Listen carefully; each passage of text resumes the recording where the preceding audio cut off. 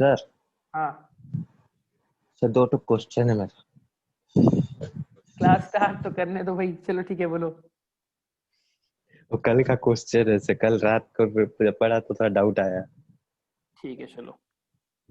Sir जो case study जो होता है लास्ट वाला, लास्ट का जो दो ठो, हम्म। उसी से मेरा डाउट आया। सर अगर से गोल्ड और सिल्वर मिक्स होके थाली पे होता तो? हम्म। सही है। एक पहला डाउट था ये। हम्म। दिखा रहा हूँ। पहला बात, जो हमने ब्रेकअप पढ़ा ना उसके हिसाब से पढ़ेंगे, ठीक है? तो समझ में आएगा।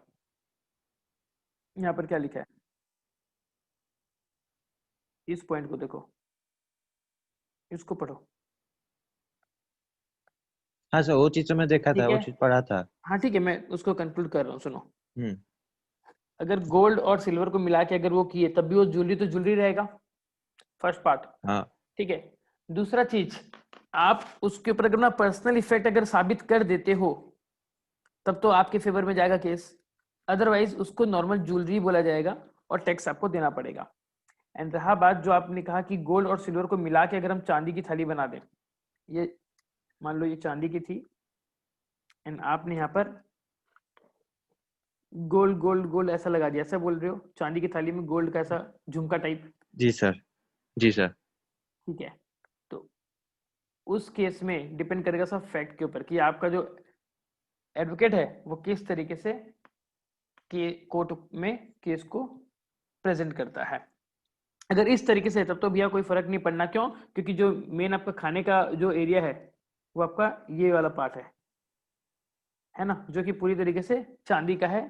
तो भैया इसमें आप खा सकते हो, साइड वाला सिर्फ एक शोबाजी के लिए आप लगाए हो, ऐसा बोल सकते हो और आप केस जीत सकते हो। ठीक है। लेकिन आपने कहा कि हम दोनों को अगर पिघला दें, इधर से गोल्ड और इधर से आपका सिल्वर, हम्म। ठीक है, ऐसे आप इसको मिला दो और मिला के कुछ एक नई आइटम बनाओ और उससे अगर बनाओ तो फिर भैया डिपेंड करेगा कि कोर्ट का जो जज बैठा है ना वो उसको कैसे ट्रीट करता है। ठीक है। बट यूजुअली ऐसा सोना चांदी मिला के कोई बर्तन नहीं बनाते जिसमें हम खाने में यूज करें, ऐसा नहीं होता। क्यों? क्योंकि उसके अंदर सोने का अंश आ जाता है एंड हेंस वो पॉइजनस हो जाता है। तो दैट्स व्हाई ये केस शायद पॉसिबल नहीं है। और अगर होता भी है तो यहाँ आपका आपका इंटेंशन क्लियरली पता चल रहा है कि आप टैक्स बचाने के लिए ऐसा कर रहे हो, तो गवर्नमेंट आपको नहीं छोड़ेगी। That's it. दूसरा डाउट बोलो, क्या और एक डाउट? चीज सर थोड़ा, हम्म। सर मान लीजिए थाली अगर मतलब किसी गोल्ड या सिल्वर से बना होगा, तो हम्म। मेरा होटल है, मैं हम्म। होटल बिजनेस में वो थाली को यूज करता हूँ जो सर्व करने के लिए, मतलब हम्म। जो पब्लिक जो खाते हैं, और मेरा वो हम्म। सोने का वो कि चांदी का थाली, वो उसी के लिए ही लोग आते हैं स्पेशली खाने के लिए। तो हम्म। सर उसको सर बिजनेस पर्पज के लिए उसको क्या बनाएंगे, मतलब स्टॉक मानेंगे अपना कि एसेट मानेंगे वो?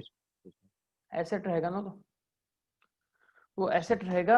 एंड दूसरा चीज, सोने का बर्तन में नहीं दे सकते खाना, बात को समझो। चांदी का बर्तन रख सकते हो नहीं सर, अपने चांदी का होटल अगर में। रहेगा तो सर?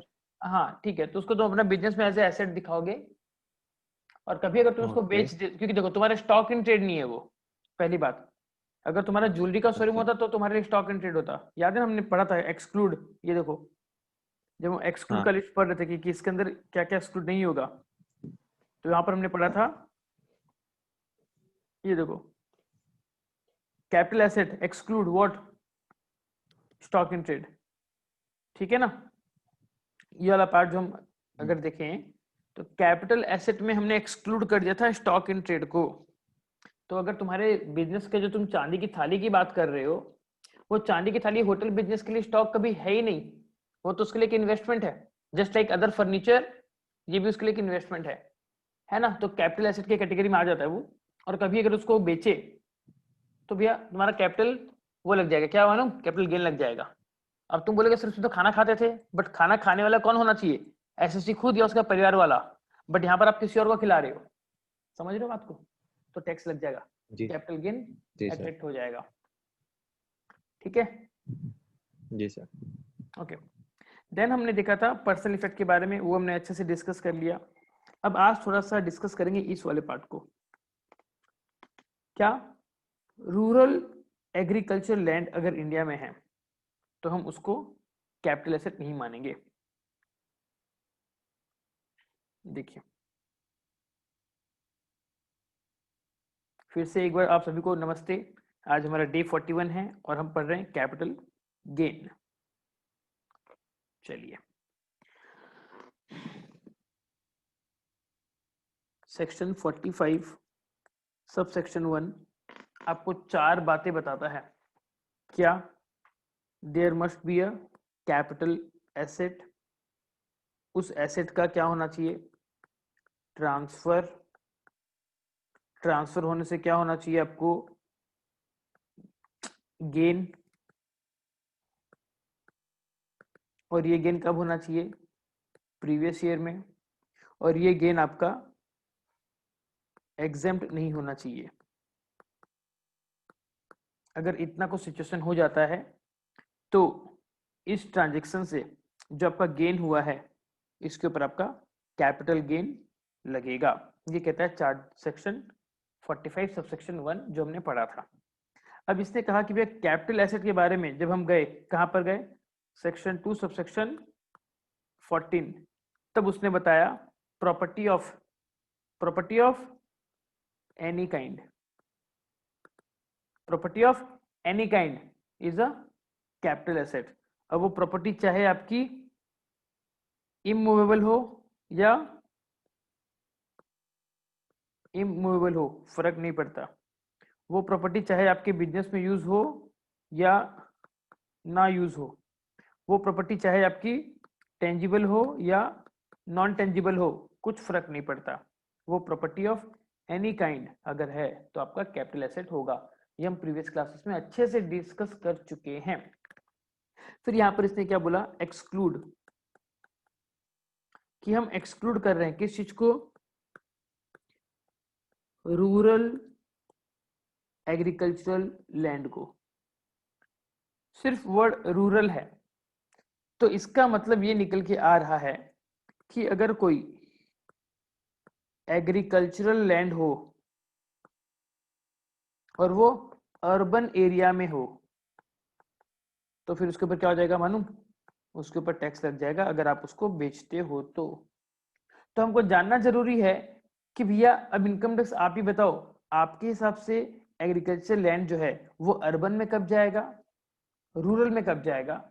आप प्लीज हमको जरा बताइए। ठीक है, क्या आपको समझ में आ रहा है मैं क्या बोल रहा हूं और हम इसको क्यों डिस्कस कर रहे हैं? लिंक कर पा रहे हो? क्यों जानना जरूरी है इस चीज को? एग्रीकल्चर लैंड, एग्रीकल्चर इनकम के साथ है ना? और बाकी इसको, इस टॉपिक को यहाँ पर क्लियर करना इसलिए जरूरी है क्योंकि एक्ट में क्लियरली एक्सक्लूड किया है सिर्फ और सिर्फ रूरल एग्रीकल्चर लैंड को। तो द मोमेंट अगर मैंने अपना खेती बाड़ी वाला जमीन बेचा और अगर वो जमीन गलती से अर्बन एरिया में आ गई तो भैया इनकम टैक्स वाले टैक्स लगा लेंगे। तो कब हम इसको रूरल मानेंगे, कब हम इसको अर्बन मानेंगे, वो जरा हम डिस्कस अभी करेंगे। ठीक है, पहले मैं आपको इसका सिंपल सा थोड़ा सा टेक्स्ट कंटेंट लिखा देता हूं, उसके बाद इसको मैं कुछ पिक्चर बना के आपको समझा दूंगा। आप लोग को यहां तक समझ में आया मैं क्या बोलना चाह रहा हूं? तो चलिए आप लोग लिखिए, लिखिए।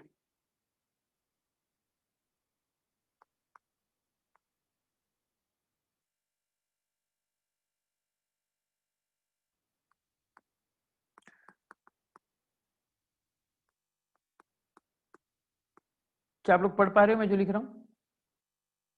कैपिटल एसेट जो मैंने लिखा, क्या ये क्लियरली विजिबल है आप लोगों को? Yes sir. ये थोड़ा पेन का साइज थोड़ा मोटा करूं? नहीं, बात बराबर ही है। ठीक है सर।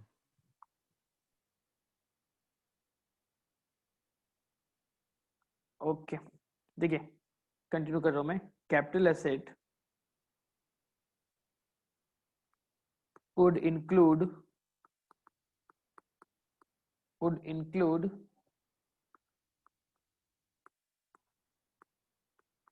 agricultural land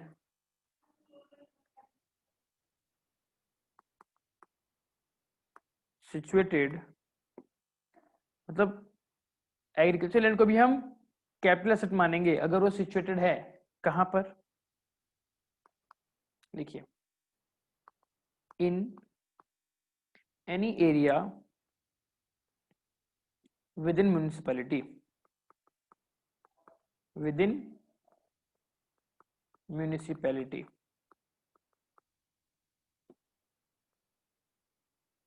और जो थोड़ा सा बड़ा शहर है वहां पर क्या होगा, म्युनिसिपल कॉरपोरेशन, म्युनिसिपल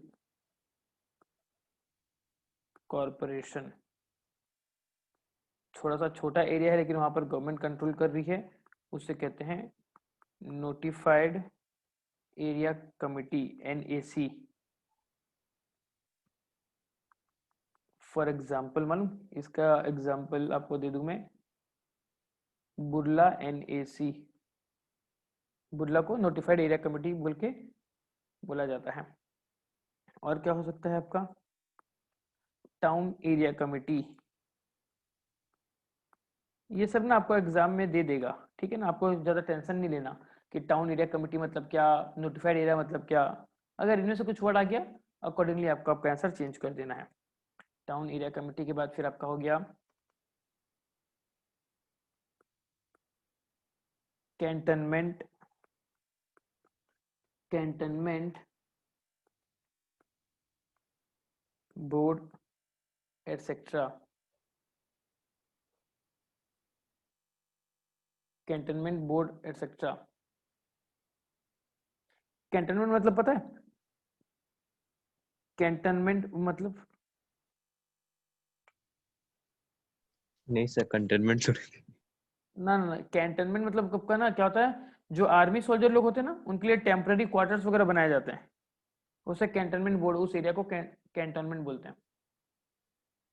ठीक है, जैसे कैंप होता है ना, आर्मी लोग का कैंप होता है, बस तो मान के हाँ चलो जो सर। जहाँ पर आर्मी लोग का जो कैंप है ना उसको हम कैंटनमेंट बोर्ड बोल सकते हैं, वो एरिया। ठीक है, अब गवर्नमेंट ने कहा कि अगर आपका लैंड, कौन सा लैंड, एग्रीकल्चरल लैंड, अगर ये लैंड आपका सिचुएटेड है इन फॉलोइंग कैटेगरीज में, मैं यहाँ एग्जांपल जरा हटा दे रहा हूं,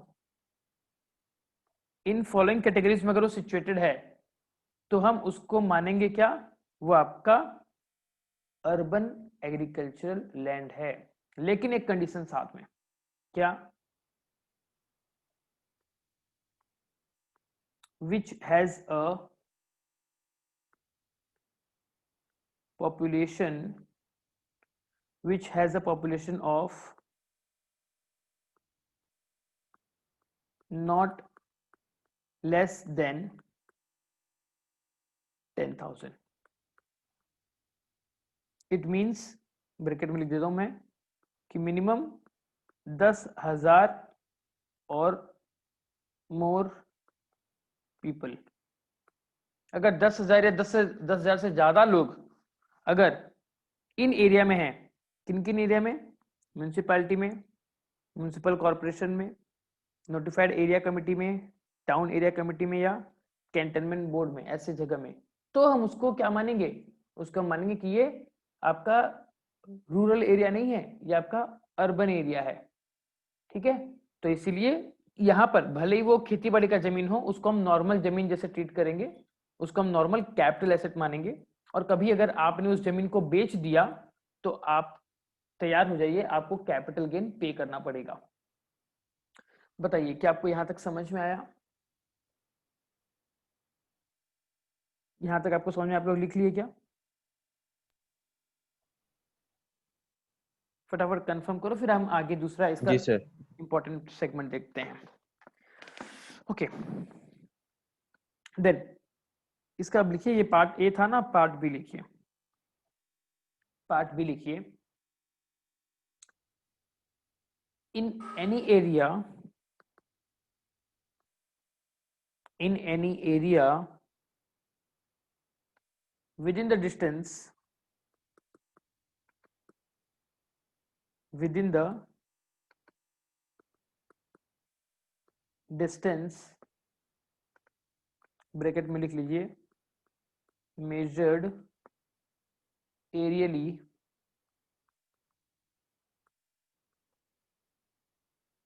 ठीक है, पहले लिखिए फिर डिस्कस करवा दूंगा मैं इसका, फिर bit 1, not being more than 2 kilometers, not being more than 2 kilometres कहाँ से? From the local limits of, from the local limits of any municipality or cantonment board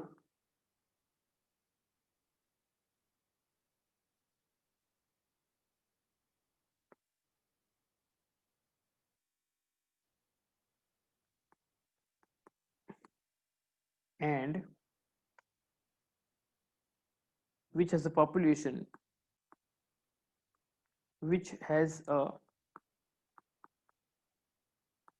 population of more than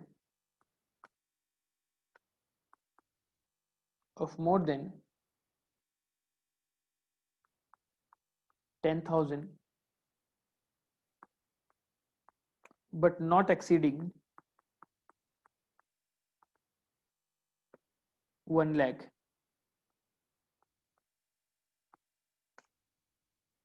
or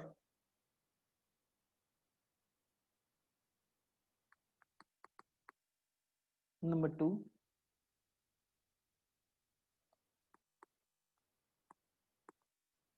not being more than 6 kilometers, more than 6 kilometers from the local limits of any municipality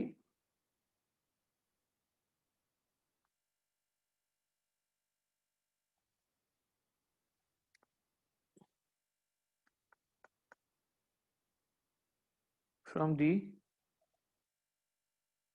local limits of any municipality or cantonment board and which has a population of more than 1 lakh but not exceeding 10 lakh.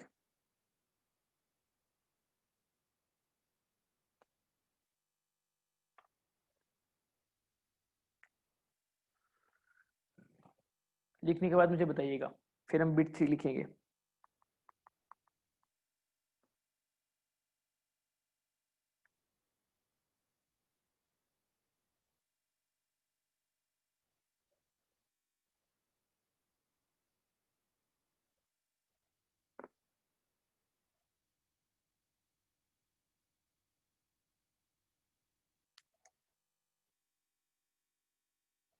लिख लिए? Bit 3 लिखिए, थोड़ा सा। Bit 3 लिखिए।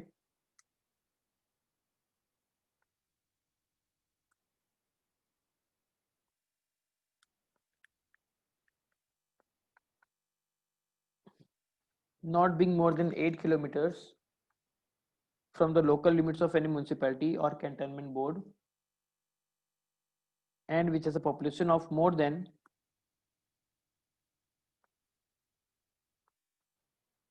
10 lakh, more than 10 lakh।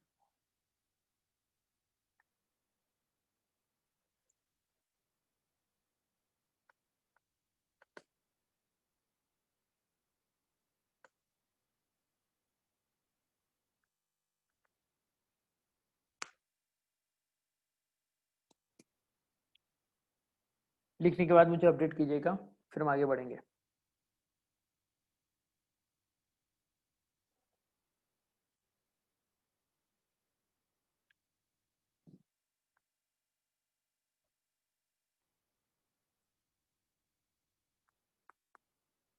Okay sir. देखिए, population means the population according to the population according to the last preceding census, the last preceding census of which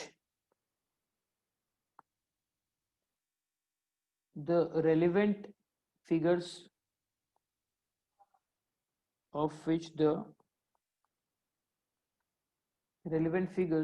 have been published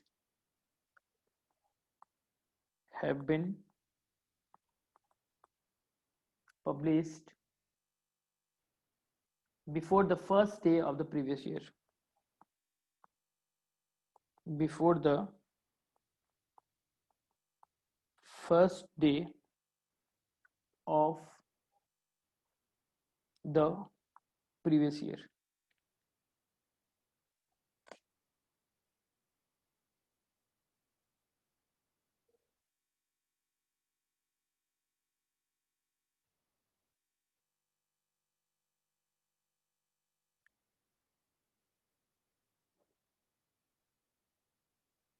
लिख लिए? जी okay, सारे के सारे please update कीजिए। क्या सारे ने लिख लिया? सबके सब लिख लिए हैं क्या? Yes sir. Okay, yes sir.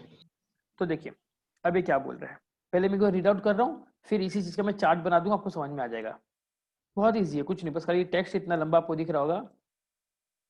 क्या कह रहा है ये, शुरू से आता हूं मैं। हमने क्या पढ़ा था? Capital asset excludes rural agricultural land, मतलब अगर वो रूरल एरिया वाला है, मतलब गांव देहात वाला अगर खेती बाड़ी का जमीन है, तो उसको हम कैपिटल एसेट नहीं मानेंगे। तो यहाँ पे उसने बताया कि कैपिटल एसेट वुड इंक्लूड, भी हम खेती बाड़ी वाले जमीन को भी हम कैपिटल एसेट मान लेंगे, लेकिन मानेंगे कब? जब कुछ कंडीशंस फुलफिल होंगी, जब कुछ कंडीशंस फुलफिल होंगी। क्या क्या? पहली कंडीशन, अगर वो खेती बाड़ी वाला लैंड अगर इन एरिया में अगर सिचुएटेड है और इन एरिया का पॉपुलेशन अगर 10,000 से ज्यादा है, तो हम मान लेंगे वो लैंड आपका अर्बन एग्रीकल्चरल लैंड है। ये बात आपको समझ में आ गई होगी, बहुत सिंपल है ये तो। बताइए क्या ये बात आपको समझ में आई? जी सर। ओके, दूसरा क्या बोल रही है कि वो जो लैंड है वो कहां सिचुएटेड होना चाहिए?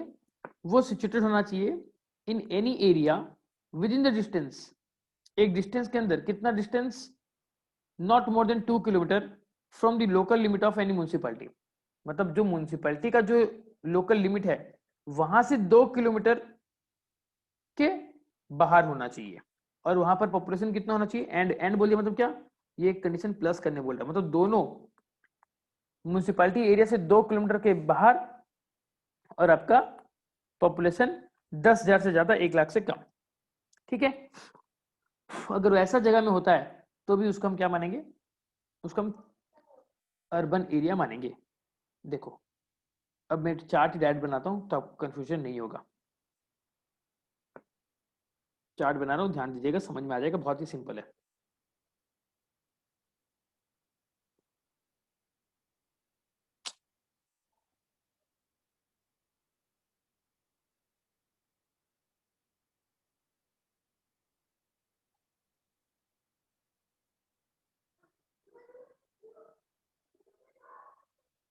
ये है हमारी म्यूनिसिपैलिटी, ठीक है, और ये जो आउटलाइन मैंने दिया है ना, this is the limit of municipality.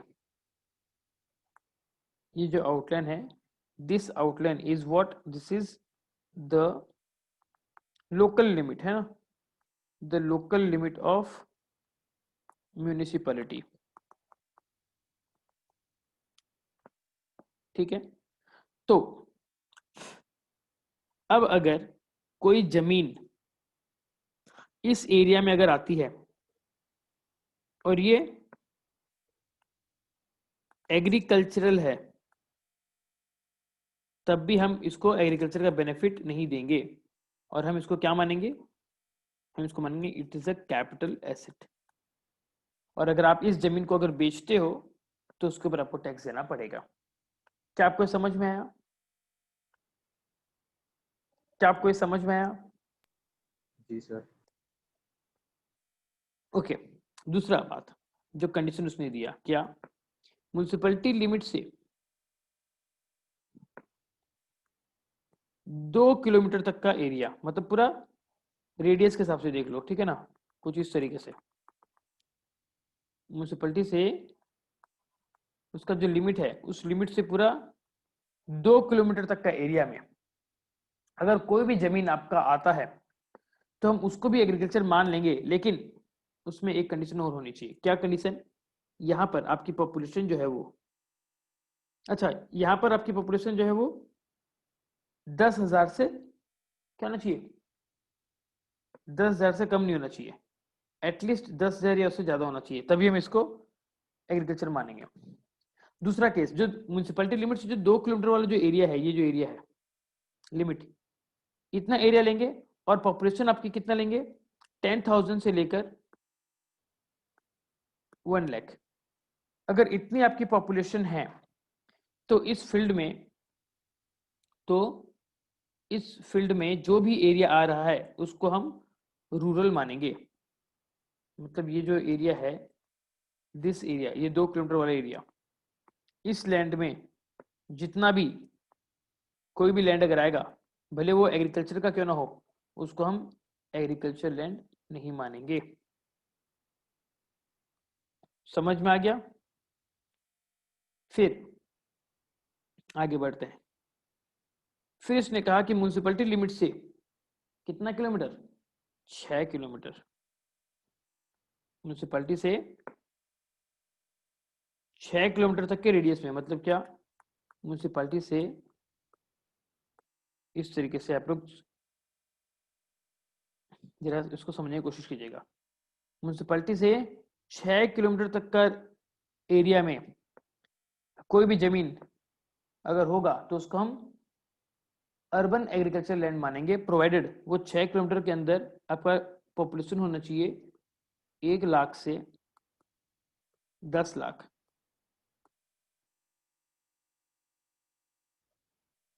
एक लाख से 10 lakh. And the last one is, last one, municipality limit से आपका 8 किलोमीटर तक का एरिया,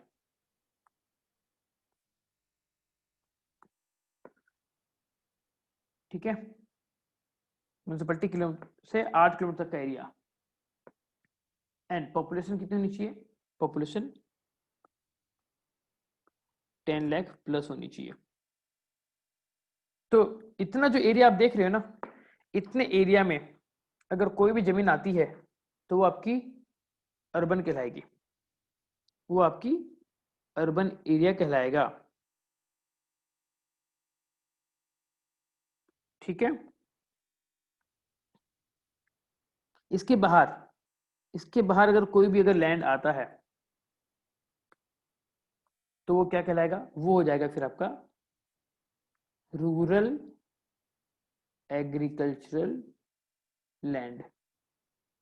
यानी कि अगर आप इन लैंड को अगर बेचते हो तो कोई कैपिटल गेन देना नहीं पड़ेगा, लेकिन अगर कोई भी लैंड आपका इस एरिया के अंदर आ जाता है और आप अगर उसको बेचते हो तो भी कैपिटल गेन आ जाएगा। देखिए, क्या आपको समझ में आया? फटाफट कंफर्म कीजिए क्या आपको लेकिन सर 8 किलोमीटर के अंदर मतलब 10 लाख से कम हो गया तो नहीं देना हाँ, पड़ेगा? तब भी नहीं देना पड़ेगा, तब भी उसको क्या मान लिया? गांवलिया इलाका मान लिया जाएगा, ठीक है, वही चीज है। अब जैसा इस वाले एरिया में, पहले यहां से बता रहा हूं मैं, ठीक है, यहां पर अगर मान लो,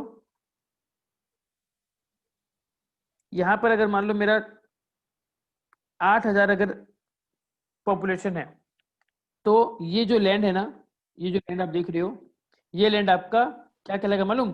ये आपका रूरल कहलाएगा। क्यों? आप खुद सोच कर देखिए, सिर्फ 8,000 लोग रहते हैं, तो नॉर्मल गांव में ही मुश्किल से 5,000 6,000 8,000 ऐसे लोग रहते हैं, है ना। जहां पर भी 10,000 से ज्यादा लोग हो गए उसको हम थोड़ा सा एक अर्बन एरिया की तरह ट्रीट करते हैं। अब मान लो ये एरिया जो यहाँ पर पॉपुलेशन कितना बोला, 10,000 से 1 लाख बोला, ठीक है, मतलब 10,000 से ज्यादा होना चाहिए, 1 लाख से 1 लाख तक, तो उससे क्या बोला, ये देखो दूसरा जो हमने देखा था, जो पॉपुलेशन है वो more than 1 lakh but not exceeding 10 lakh, है ना। अब यहाँ पर एक सेकंड, ये 10,000 से 1 लाख वाला था, है ना, पहला 2 किलोमीटर। हाँ, अब यहाँ पर मान लो आपकी पॉपुलेशन है 9,000, अगर ऐसा कुछ सीन आ गया ना, तब यहाँ पर भी जो लैंड है ना, यहाँ पर भी जो लैंड है उसको भी क्या माना जाएगा मालूम, इसको बोला जाएगा अर्बन, सॉरी रूरल, कि ये गांवलिया इलाका है, क्योंकि यहाँ पर कम लोग रहते हैं। अब मान लो इस एरिया में 6 किलोमीटर वाला रेंज का देखूं मैं, यहाँ पर अगर मान लो 70,000 लोग रहते हैं, ठीक है, 6 किलोमीटर के रेंज में 70,000 लोग रहते हैं, पॉपुलेशन है 70,000 की, तब यहाँ पर जो भी लैंड अगर है तो वो क्या हो जाएगा, वो रूरल हो जाएगा। एंड 8 किलोमीटर वाले रेंज में अगर मान लो यहाँ पर 9 लाख का आबादी है, तब भी क्या हो जाएगा, इस एरिया में जो भी लैंड है वो क्या हो जाएगा, रूरल। समझ में आ गया आपको? थोड़ा सा क्लमजी हो गया चार्ट, बट क्या आपको समझ में आया?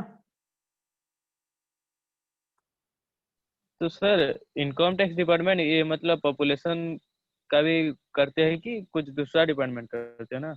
पॉपुलेशन का अलग डिपार्टमेंट ना भाई, इसलिए तो हाँ हमने वही बोल रहे हैं। हमने नोट लिखा, देखो यहाँ पर अगर नोट देखोगे तो हमने ये नोट दिया कि पॉपुलेशन मतलब कौन सी population, as per the last preceding census. हमारा जिस दिन प्रीवियस ईयर शुरू हो रहा है ना, उसके पहले जो लास्ट हुआ था, आई थिंक इंडिया में लास्ट हुआ था शायद 2011 में, हाँ हाँ तो उसके हिसाब से ही आपका जो पॉपुलेशन है वो आपका एरिया माना जाएगा। समझ में आ गया? एंड दूसरा जो है वो अभी मान के चलो अभी कुछ आने वाले समय में हो जाएगा, जब हमारी इंडियन गवर्नमेंट लेकर आएगी national register of citizen NRC. जब ये आ जाएगा तो पता चल जाएगा कि भैया कौन से एरिया में इंडिया के कितने कितने लोग हैं। ठीक है, समझ में आपको यहां तक? हाँ, एंड ये जो डिस्टेंस आप नाप रहे हो ना, 2 किलोमीटर 6 किलोमीटर, ये कैसा होगा पता है आपको? ये आपका होगा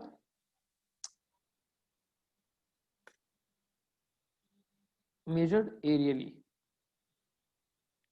पहले के टाइम में क्या होता था, ये शॉर्टेस्ट रूट से होता था मेजरमेंट, लेकिन अभी क्या हो गया, 2014-15 से एरियली नापेंगे। अब एरियली आप बोलोगे कैसे नापे सर, हेलीकॉप्टर उड़ा के लेके जाएंगे क्या?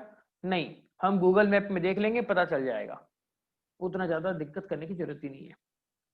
समझ में आ गया आपको? क्लियर? जी सर। हाँ, अब देखिए, अब इसी से रिलेटेड छोटा सा एक केस स्टडी हम लेते हैं, फिर फटाफट इसको वाइंड अप कर देंगे। नहीं, समय नहीं होगा, चलिए ब्रेक लेते हैं, ब्रेक के बाद आते हैं और फिर इसको कंटिन्यू करते हैं।